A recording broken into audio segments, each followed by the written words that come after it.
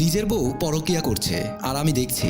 আজকে হলো বউয়ের প্রশংসা দিবস। ভেবেছিলাম বউকে সারপ্রাইজ দেব, তাই অফিস থেকে আজ একটু তাড়াতাড়ি আসলাম, কিন্তু এসে দেখি দরজার সামনে পরপুরুষের জুতো। তখনই আমার বুঝতে বাকি রইল না, আমার স্ত্রী ডুবে ডুবে জল খাচ্ছে। আমি আর দেরি না করে পকেট থেকে মোবাইল বের করে জুতো জোড়া ভিডিও করে নিলাম। তারপর তাড়াহুড়ো করে ভেতরে ঢুকে দেখলাম আমার স্ত্রী অন্য একটা বাইরের ছেলের সাথে অর্ধলগ্ন অবস্থায় আমার বেডরুমে শুয়ে আছে। তারপর আমি দরজার আড়াল হয়ে গেলাম। ভেতরে আমার স্ত্রী ওই লোকটাকে বলল, তুমি কখন আমাকে বিয়ে করবে? লোকটি বলল, এই তো কিছুদিনের ভেতর আমি তোমাকে নিয়ে নতুন বাসায় উঠবো, তোমার স্বামী থেকে ভুলিয়ে ভালিয়ে কিছু টাকা কালেকশন করতে পারো কিনা দেখো।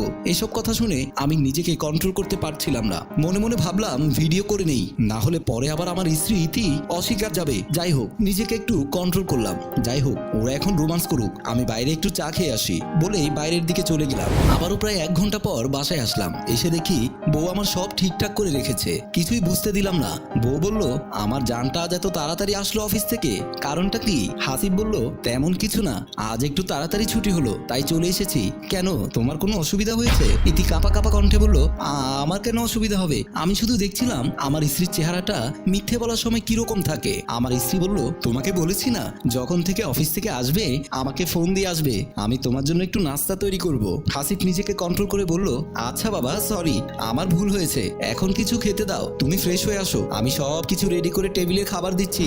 আমি ওখান থেকে টেবিলে এসে বসলাম আর মনে মনে ভাবলাম, মেয়ে মানুষকে চেনা বড়ই দায়। একটু আগে অন্য ছেলের সাথে পরকিয়া করলো, এখন আবার পুরোই চেঞ্জ হলো। ও খোদা, এদেরকে তুমি কি দিয়ে সৃষ্টি করলে? আমার স্ত্রী নাস্তা নিয়ে এসে বলল, কি হলো, কি ভাবছো? তোমাকে বললাম না ফ্রেশ হতে। হাসিব বলল, ফ্রেশ হতে হবে না, আমি এমনিতেই ফ্রেশ আছি, নাস্তাগুলো দাও। বউ আমার খুব আদর করে বলছে, প্লিজ ফ্রেশ হয়ে আসো, হাত মুখ না ধুয়ে নাস্তা খেলে ব্যাকটেরিয়ার জীবাণু পেটের ভেতর ঢুকে অসুখ করবে। আমি আর কথা না বাড়িয়ে বললাম, ঠিক আছে যাচ্ছি। এই বলে হাসিব ফ্রেশ হতে যায়, কিন্তু ওয়াশরুমে গিয়ে দেখেই একটি পানিতে ভেজা আধোয়া লুঙ্গি নিচে পড়ে আছে, কিন্তু এটা তো আমার না।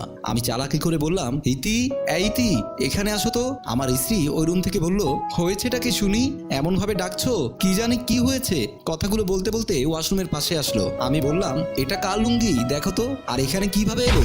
আমার স্ত্রী কিছুক্ষণ চুপ থেকে বলল, আরে চিনতে পারোনি, এটা ছোট ভাইয়ের, ও গত মাসে যখন এসেছিল হয়তো ভুল করে ফেলে গেছে। হাসি বট্ট হাসি দিয়ে বলল, ও ঠিক আছে, আমারই ভুল হচ্ছে, তুমি যাও। এই কথা বলে পানি ছেড়ে দিয়ে হাত মুখ পরিষ্কার করতে লাগলো। এদিকে ইতি রুমে এসে দেয়ালের সাথে হেলান দিয়ে বড় একটা দীর্ঘশ্বাস ফেলে ভাবলো, আমার জামাইটা নাতা পোতা বলে কিছুই বুঝে না, আমি যেভাবে বুঝাই ওভাবেই বুঝে। আজকে অন্য কেউ হলে এতক্ষণে খবর করে ফেলতো। যাক বাবা, এবারের মতো বাঁচা গেল।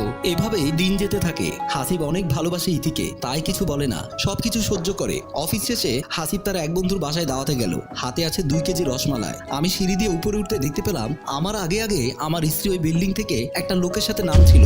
আমি আমার স্ত্রীকে দেখে দ্রুত লুকিয়ে গেলাম, পকেট থেকে মোবাইলটা বের করে নীরবে ভিডিও করে রেখে দিলাম। তারা আমাকে দেখলো না, আমার পাশ দিয়ে হেঁটে চলে গেছে। একটু তাকাতেই দেখতে পাই যে ইতি আর সেই দিনের ছেলেটি আমার বাসার দিকে যাচ্ছে। হাসিব আর দেরি না করে সোজা বাসার দিকে রওনা দিল এবং বউয়ের আগে বাসায় পৌঁছে দ্রুত রুমে গিয়ে দেখলো বউ নেই। মাথায় প্রচন্ড টেনশন নিয়ে 1 গ্লাস পানি খেয়ে চুপ করে বসে রইল। প্রায় 30 মিনিট অতিবাহিত হওয়ার পর ইতি আসলো বাসায়। রাগান্বিত হয়ে উচ্চ স্বরে বলল, কোথায় গিয়েছিলে তুমি? আমি একটু বাইরে গিয়েছিলাম, আমার বান্ধবীর বাসায়। একাই যে গেলে, আমাকে নিয়ে তো যেতে পারতে। বউ মুখের উপর বলে দিল, এত কথা বলতে পারবো না, একা গিয়েছি তাতে কি হয়েছে? জামাই শুকনো হাসি দিয়ে বলল, তুমি ইদানিং খুব চেঞ্জ হয়েছো, তো কি হয়েছে? ভবিষ্যতে আরো চেঞ্জ হয়ে যাব। ঠিক আছে, তুমিও চেঞ্জ হও, আস্তে আস্তে আমিও চেঞ্জ হব। বাদ দাও জান, কাছে আসো না গো, একটু আদর করি তোমাকে। এই বলে ইতিকে কাছে এনে যখন ঠোঁটে ঠোঁট লাগাতে যাবে, তখনই ইতি ধাক্কা মেরে বলে উঠল, এই ছাড়ো তো আমাকে, সবসময় সব ভালো লাগে না আমার, বুঝছো? সবসময় মানে? আমি আমার বউকে যখন খুশি আদর করতে পারি না, পারো না? তুমি কি আমার প্রতি বিরক্ত? কেন আমার আচার আচরণে বুঝতে পারো না আমি কি চাই? কি চাও তুমি, বলবে একটু দয়া করে। বউ হুট করে বলে ফেললো, আমি ডিভোর্স চাই, ডিভোর্স। পাগল হয়েছো তুমি? আমার সন্তান তোমার পেটে, আর তুমি কি সব বলছো? কেন বাচ্চা নষ্ট করব? আর সমস্যা হবে না। এই কথাটি শোনার পর হাসিবার ঠিক থাকতে পারেনি, তাই ঠাস ঠাস করে থাপ্পড় লাগিয়ে দেয়। আর যেন কখনো না শুনি যে তুই ডিভোর্সের কথা বলছিস। একবার কেন, 1000 বার বলবো আমি।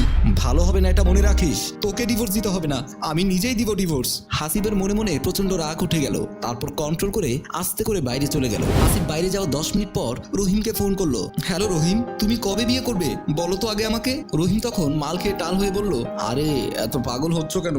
আমার মনে হয় আমার স্বামী সব কিছু জেনে গেছে, তাই ওকে আমি ডিভোর্স দিয়ে তোমাকে বিয়ে করব। আমাকে বিয়ে করবে?